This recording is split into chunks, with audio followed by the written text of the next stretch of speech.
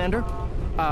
We've been hit by one of those space anomalies. Buddy? And the piloting system is down. Buddy? The astrogator's gears are shot! Greetings, virtual wanderers, Aeon's here. So, Outer Worlds 2 just dropped, and honestly, it feels like we've come a long way from that E3 2021 trailer. I mean, Obsidian's space RPG, I'm talking about the first Outer Worlds just in case you didn't know, was one of those games that caught everyone off guard back in 2019.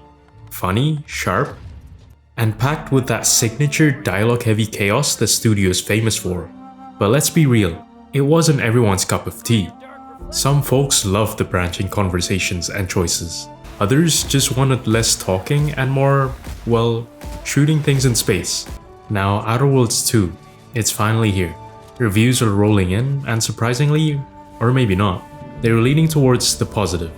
It seems Obsidian might have pulled off something here, despite a somewhat ballsy pre-launch move that raised a few eyebrows. Yeah, I'm talking about that consumerism moment. Premium edition early access, higher price, and giving more profit to Auntie's choice. And considering all the chatter around Xbox lately, most of it not too flattering, Outer Worlds 2 might just be the redemption story they needed. Smart writing, a bigger stage, and yeah, a whole lot of corporate satire baked into its narrative. So remember, if you or your neighbor's government has turned tyrannical or sold themselves out to greedy corporate interests, just commandeer a skip drone and send the Earth Directorate an SOS, and we will respond immediately. But as much as the game's humor still hits that Obsidian brand of we're all doomed, might as well laugh, there's one big question left. Can its new open world design actually take the sequel from a clever space RPG to something truly expansive and alive? That's what we're diving into today. The biggest open world, or in this case semi-open world upgrades from Outer Worlds 1 to 2, and whether they're enough to make this universe worth exploring all over again. And with Outer Worlds 1 being semi-open world at its core, let's see if Outer Worlds 2 finally pushes it into full open world territory, or if it doubles down on bigger, denser zones without crossing that line. But before we go all in, make sure to like, subscribe, and hit that notification button if you're excited for videos like this. First off, the perspective shift. Outer Worlds 2 finally lets you play in third person. I know, it's like we've been asking for this since that first game, and now we can actually see our character rocking that new armor we spent way too long scavenging for. In the first game, the only time you saw yourself was in the menu, or by leaving your character alone for a while until the camera rotated around you. Now, being able to actually see yourself in motion adds an extra layer of immersion, or let's just say more excuses to take screenshots. Now let's really talk weapons. Back in Outer Worlds 1, your arsenal was decent but had its quirks. The kind of quirks that made you debate whether the gun in your hand would survive in a firefight or stop doing decent damage midway. Durability was always on your mind as well. Shoot too much, repair too little, and you'd be left slapping raptidons with a broken wrench.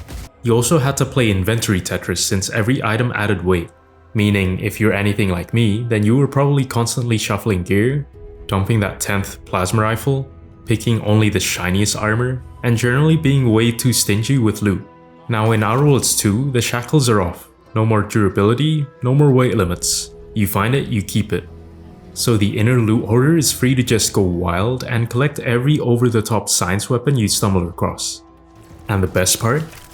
The game's finally got throwables now. That means grenades finally entered the mix. The first game made you rely on standard shooting, but now you can chuck a sci-fi grenade and watch the chaos unfold. Honestly, the explosions have that throwback Halo vibe, and I've already lost track of how many times I've just yeeted a grenade instead of aiming for a weak spot. And you've also got a much larger menu of weapons, from blades to hilariously named science guns. Almost as if Obsidian wanted to give everyone a bigger arsenal. I'd say this calls for a celebratory smoke.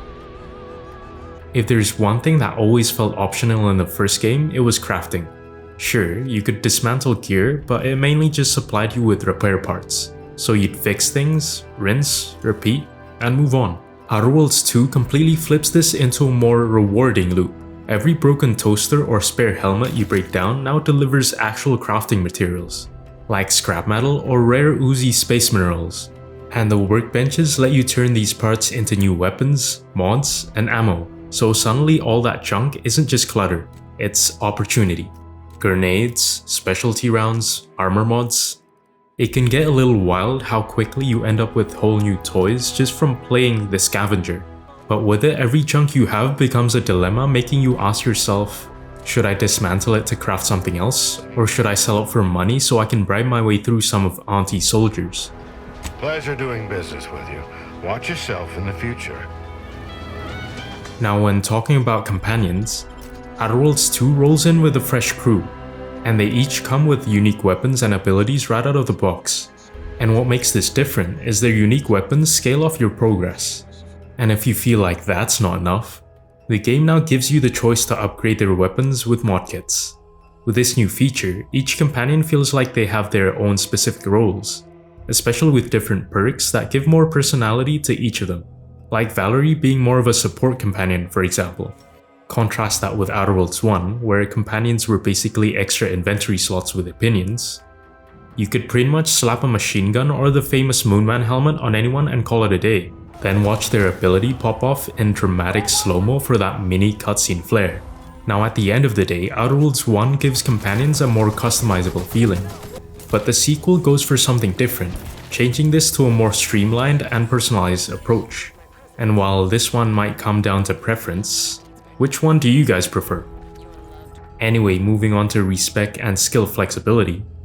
Character building in Outer Worlds 1 was pretty forgiving. Messed up a skill? Wanted to switch tactics halfway? The respec machine was there for you, always ready to let you hit that undo on bad decisions.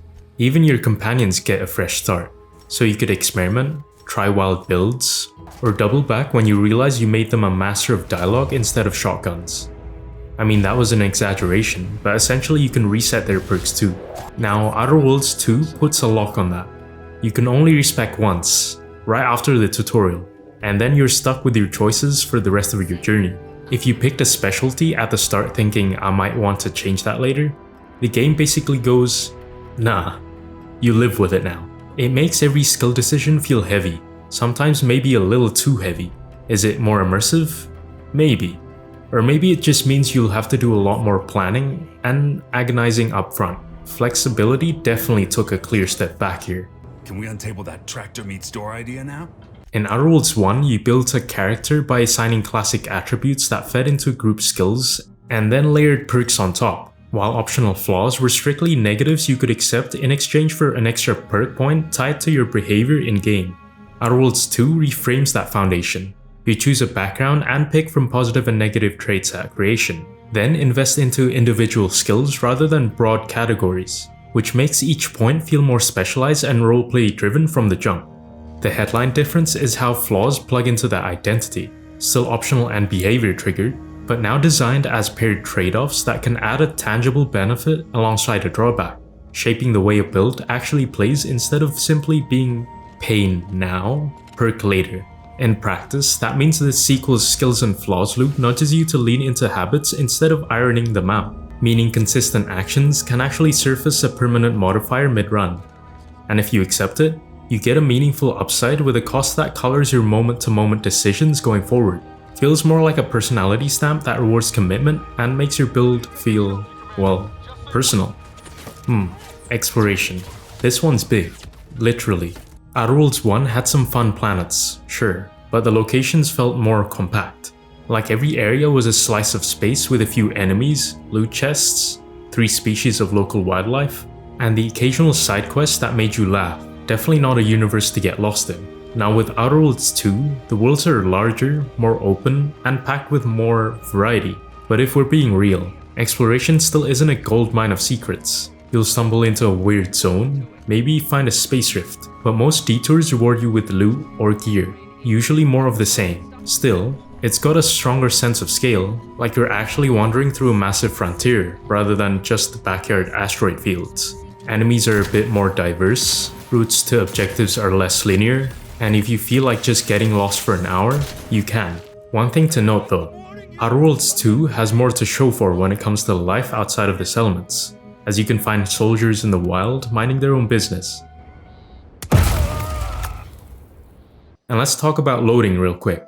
Outer Worlds 1 was notorious for those please wait screens whenever you entered a town. Survival logic or not, time was still spent staring at loading bars than getting to your next witty conversation or heated shootout, making it feel a little less like a seamless world. Outer Worlds 2 cleans this up a bit more nicely. Most towns and populated areas now seamlessly load in. Fewer gates and no waiting. Suddenly, walking into the heart of a settlement feels like stepping onto a bustling space street, not a locked instance. You pretty much get to keep your immersion going. Now time to talk movement. Still no vehicles. So if you're dreaming of racing a hoverbike across the craters, keep dreaming. Outer Worlds 1 was all about making do with your feet, or teleporting everywhere like a responsible, slightly lazy explorer. That's pretty much how most players did it anyway. Get to the goal, fast travel back, and repeat.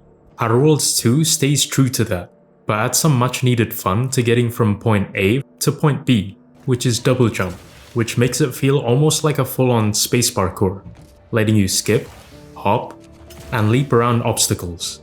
So exploring isn't just walking, it's bouncing through gravity fields and feeling oddly nimble for a space mercenary. Even if you're just headed to your next side quest, it all feels smoother, with more verticality and movement options. Sure, half the time you'll still use fast travel, but when you do decide to hoof it, at least now you get to show off a few flips along the way.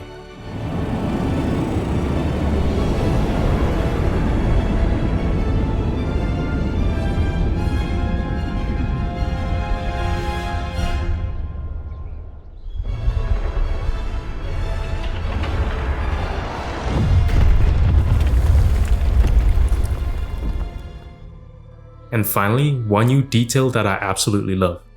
Radio stations. They're subtle, but depending on your faction standing, you'll hear broadcasts commenting on your actions. It's not a massive feature, but it adds a nice layer of atmosphere to the world. Oh, and they also have different musics for each faction too. This little touch makes the universe feel reactive, even if it's just the voice poking fun at your questionable space capitalism decisions. Turncoat we've been searching for, Dunning.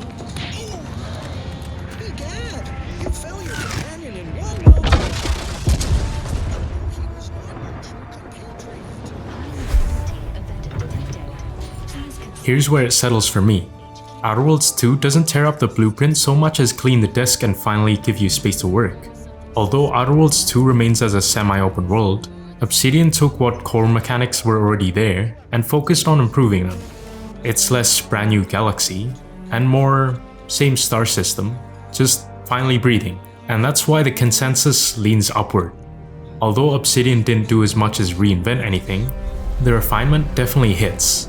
For the better too. Smoother combat rhythm, cleaner exploration loops, sharper roleplay vibes. That's why Outer Worlds 2 feels like the better counterpart to the original overall, even if there are tiny misses here and there.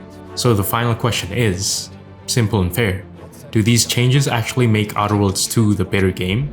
Or do you think the original is still the original for a reason? Let us know in the comments. And if you like videos like this, make sure to check out our breakdown of Vampire the Masquerade Bloodlines 2 as well. That's it for now, and until then, happy exploring.